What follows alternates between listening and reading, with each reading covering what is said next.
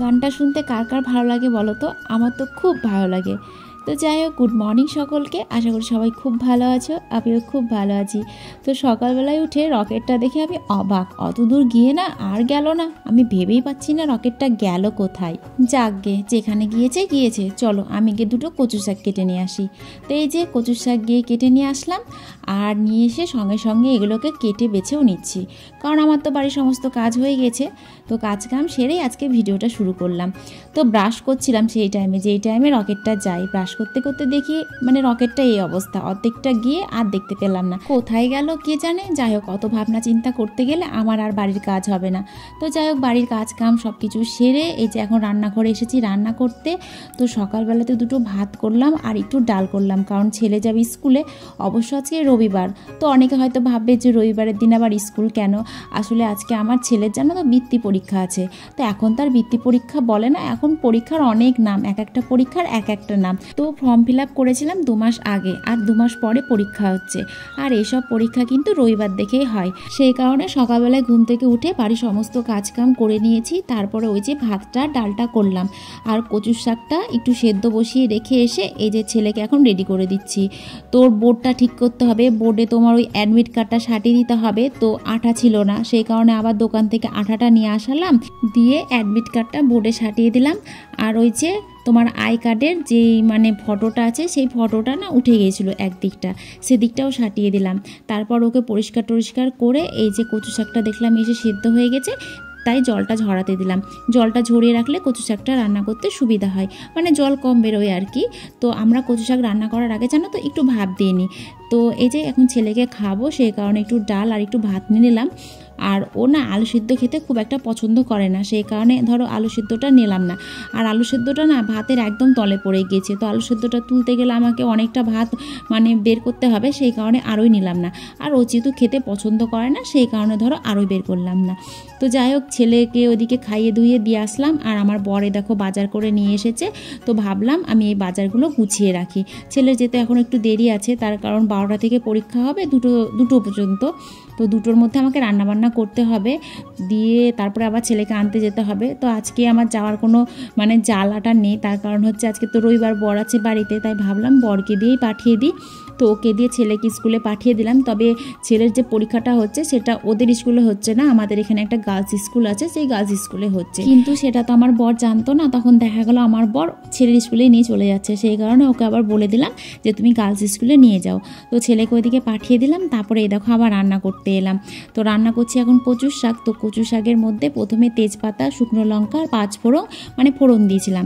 তারপরে তোমার কাঁচা লঙ্কা আর হচ্ছে রসুন মানে হালকা একটু থেতো করে দিয়ে তেলের উপরে ভেজে তারপরে কচু শাকগুলো দিয়ে কচু শাকটা রান্না করছি। তো আমাদের বাড়ির দেখো খেপি এসেছে, ওর তো প্রতিদিন সকাল হলে পিসির বাড়িতে আসা লাগে। আর এত দুষ্টু কি বলবো, ওকে কেউ নিয়ে গিয়ে বলবা না যে 1 ঘন্টা আমার বাড়িতে থাকুক। এইদিকে দেখো আমার কচু শাকটা রান্না করা হয়ে গেছে, তাই ভাবলাম তুলে রাখি। আর আজকে না অল্প করেই শাকটা রান্না করেছি, কারণ এর আগে একবার শাক রান্না করেছিলাম অনেকটা করে, দিয়ে না অতটা ভালো হয়নি খেতে, তাই ভেবেছি যে অল্প করে করব। আর যে কোনো জিনিস দেখবা অল্প করে করলে না বেশি স্বাদ হয় খেতে বেশির থেকে। আর যাদের বাড়িতে বেশি মানুষ তাদেরকে তো বেশি করতেই হবে, আর আমাদের বাড়িতে যেহেতু অল্প মানুষ, সেই কারণে অল্প একটু করে করেছি। তো আজকে জানো তো পুজো দেওয়ার টাইম পাইনি, মানে সকালবেলায় কাজ কাম সেরে কচুর শাক কেটে নিয়ে এসে তারপরে রান্না করতে লেগেছিলাম স্নান করে। তো আজকে বোনকে বললাম তুই পুজোটা দিয়ে নে। আর আজকে যেহেতু রবিবার বোন বাড়িতে আছে, সেই কারণে ধরো আরোই পুজোটা দিতে আসেনি, কারণ পুজোটা দিতে এলে না আমার দেরি হয়ে যেত। তো ওইদিকে বোন পুজো দিচ্ছে, আর এইদিকে দেখো মশুগুলো চলে এসেছে। আর এই মশুগুলোকে না আমার বেশ ভালো লাগে দেখতে, কি সুন্দর তাই না মোষগুলো। তো আমাদের বাড়িতে জানো ভাত টাত বেশি নষ্ট হলে না আমি ওখানে ঢেলে রাখি, আর ওই গরু মোষ এসে তারপরে ভাতগুলো খায়। ভাতগুলো নষ্ট হয় না, আমার গায়ে লাগে না জানো তো, মানে ওরা খেলেও আমার মনে হয় যেন কেউ খেয়েছে, আর যেগুলো একেবারে নষ্ট হয়ে যায় কেউ খায় না সেগুলোকে আমার মনে হয় নষ্ট হয়েছে। তো ভাত খেলো, তারপরে আবার একটু জল দিলাম, দেখলাম 1 বালতি জল খেলো, একজন খেলো আর একজন খেলো না। তো এদিকে মাংস রান্না করছিলাম, তারপর আমার বর আবার চলে এলো ছেলেকে স্কুল থেকে দিয়ে, সঙ্গে আমার বন্ধুকেও নিয়ে এসেছে। অবশ্য বন্ধুকে ও নিয়ে আসেনি, বন্ধুই ওর কাছে এসেছে, বন্ধুর সামনে বিয়ে আছে, তাই বন্ধু এখন যাবে বহরমপুর গয়না কিনতে, তাই আমার বরকে সঙ্গে করে নিয়ে যাবে। তো আমি আবার বললাম বসো, 1 কাপ চা করে দিই, খেয়ে যাও। তো ওদেরকে আবার চা করে দিলাম, তো ওরা দেখো গোল করে বসে চা খাচ্ছে। ওইদিকে ওরা 2 বন্ধু বসে আছে, মধ্যেখানে ভোলু, আর এই যে সিঁড়িতে আমাদের ছোট মহারানী বসে আছে, দিয়ে সবাই মিলে গল্প করছে আর চা খাচ্ছে। আর আমি আজকে চা খাইনি, কারণ আমার দুপুরবেলায় চা খেতে না ভালো লাগে না। তো চাটা খেয়ে এই যে বরবাবু রেডি হচ্ছে এখন বহরমপুর যাওয়ার জন্য। তো এই জুতোটা কিনেছিল ফুটবল খেলতে যাওয়ার জন্য, তো দেখো এটা পরে এখন চলে যাচ্ছে মার্কেটিং করতে। যাই হোক, এদের দুজনের মধ্যে আবার জানো তো গাড়ি চালানো নিয়ে ঝামেলা লেগে যায়, ও বলে তুই চালাবি, ও বলে তুই চালাবি। আসলে দুজনাই গাড়ি চালায়, সেই কারণে গাড়ি চালাতে কারোরই ভালো লাগে না। তো আমাকে দেখো আমার দেওর বা টাটা দিচ্ছে, অবশ্যই এটা আমার সম্পর্কে দেওর হচ্ছে জানো তো, ও আমাকে বৌদি বলে, আমি ওকে দেওর বলি। তো আমার বর দেখো আমাকে আবার কি দিল দেখতে পেলা।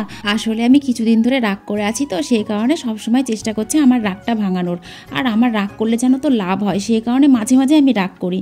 তো যাই হোক, ওদেরকে পাঠিয়ে দিলাম বহরমপুরে। এদিকে আমার গল্প করতে করতে দেখো মাংসটাও রান্না হয়ে গেল, কারণ আমি ওদের সঙ্গে গল্প করছিলাম আর মাংস রান্না করছিলাম।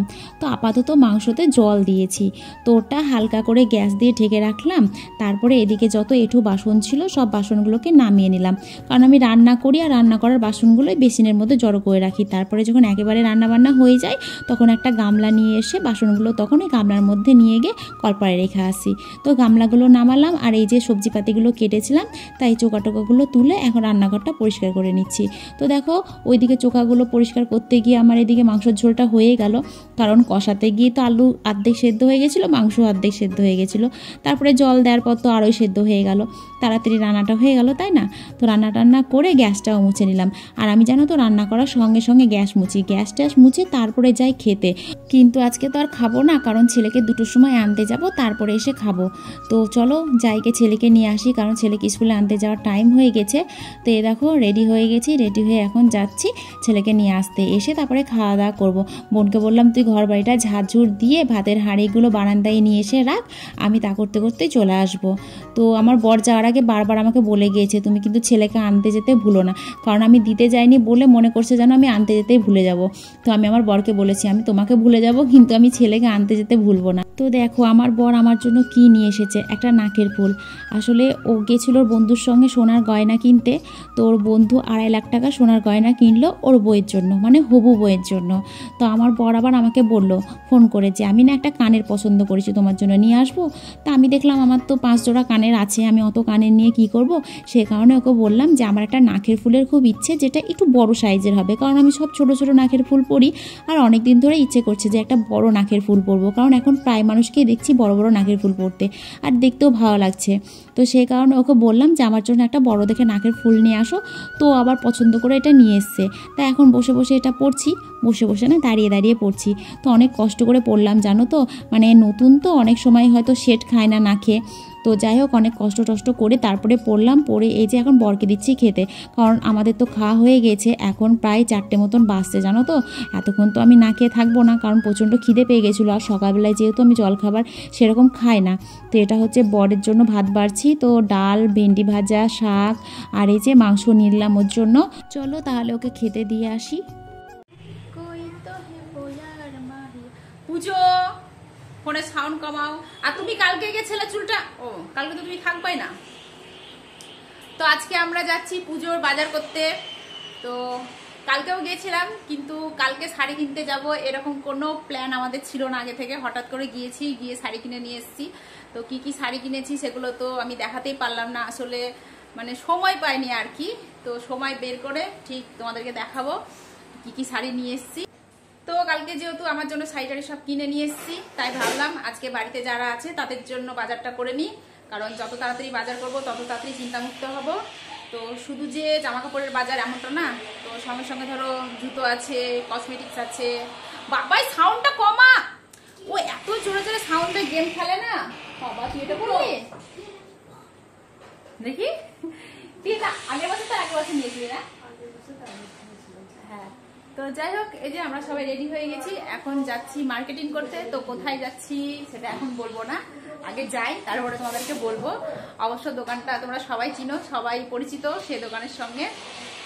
তো আজকে ছেলের দেখি কি কি পাওয়া যায়, নতুন নতুন জিনিস। তো আমাদের ম্যাডামও যাচ্ছে, ম্যাডাম তো কালকে শাড়ি কিনেছে, তো আজকে কি কিনে দেখি। তো এই দেখো আমরা এখন দোকানে চলে এসেছি, আর দোকানে ছোট ছোট পুতুলগুলো যে জামা প্যান্টগুলো পরে থাকে না, দেখে বেশ ভালো লাগে জানো তো। আমাদের খালি মনে হয় যে আমাদের সময় যদি এত সুন্দর সুন্দর জামা প্যান্ট পাওয়া যেত তাহলে কত ভালো হতো বলো তো। তো আমাদের মনের শখ মনের মধ্যেই থেকে গেল, পড়তে আর পেলাম না। তো যাই হোক, আমরা পেলাম না তো কী হয়েছে, আমাদের ছেলে মেয়েরা তো পড়তে পারছে, তাই না বলো। তো এদিকে দেখো ছেলের জন্য কয়েকটা জামা প্যান্ট নিলাম, মানে দুটো গেঞ্জি সেট নিয়েছি, তারপরে শার্ট নিয়েছি, তারপরে তোমার কুর্তা সেট নিয়েছি। ওর মনে হয় 4টে না 5টা সেট না হয়েছে। আর আমি দেখো এই গ্রাউন্ডটা নিলাম, গ্রাউন্ডটা দেখে ভালো লাগলো সেই কারণে নিলাম, হালকার ওপরে, বেশি কাজ নিইনি। আর এই দোকানে জানো তো, যে জামা প্যান্টের দিকেই তাকায় না কেন সেটাই নিতে ইচ্ছে করে। এই যে এখানে লাল রঙের যে কুর্তি সেটটা টাঙানো আছে, এটাও দেখতে খুব সুন্দর লাগছিল, মানে কোনটা নিব কোনটা ছাড়বো মানে বুঝতে পারি না কি বলবো। আর দোকানটা আস্তে আস্তে অনেকটাই বড় করেছে। আমরা যখন প্রথম আসতাম তখন কিন্তু দোকানটা এত বড় ছিল না, কিন্তু আস্তে আস্তে অনেকটা বড় হয়ে গেছে। আর এত ভালো ভালো জামা কাপড় থাকে, মানে কি বলবো, তোমরা এসে মানে নিতে বাধ্য হবে। আর আরেকটা জিনিস কি বলো তো, এই দোকানে তোমার যতক্ষণ না জিনিস পছন্দ হবে ততক্ষণ কিন্তু ওরা তোমাদেরকে জিনিস দেখাতেই থাকবে, মানে পছন্দ করিয়েই ছাড়বে, এরকম একটা ব্যাপার। তো আমি বেশিরভাগ জামাকাপড় এই দোকান থেকেই কিনি, কারণ এই দোকানে জামাকাপড় কিনে কিনে আমার এমন অভ্যাস হয়ে গেছে, আমার অন্য কোনো দোকানে জামাকাপড় মানে পছন্দই হয় না। তো বাইরে দেখো যে 3টে কুর্তি সেট টাঙানো আছে, এই 3টেও বেশ সুন্দর। আর ওইদিকে দেখো একটা পুতুলকে একটা শার্ট পরিয়ে রেখেছে, কি আজব টাইপের পুতুলটা না, মাথাটা কত বড়। তো যাই হোক, আমাদের বাজার করা হয়ে গেছে, আমরা 2 ব্যাগ বাজার করে নিয়েছি। আর আজকে আমরা অনেক রাত্রে গিয়েছিলাম এই দোকানে বাজার করতে, সেই কারণে ধরো একটু ফাঁকা ভাগে বাজার করেছি। প্রায় 9:30 10টার দিকে গিয়েছিলাম। আর এরকম টাইমে গেলে না দোকানটা বেশ ফাঁকা থাকে, আর ফাঁকা ফাঁকায় বাজার করতে বেশ মানে সুবিধা হয় আর কি। তো দেখো 4 ব্যাগ বাজার করে নিয়ে এসেছি, 2 ব্যাগ করেছি জিয়াগঞ্জে আর 2 ব্যাগ করেছি লালবাগে।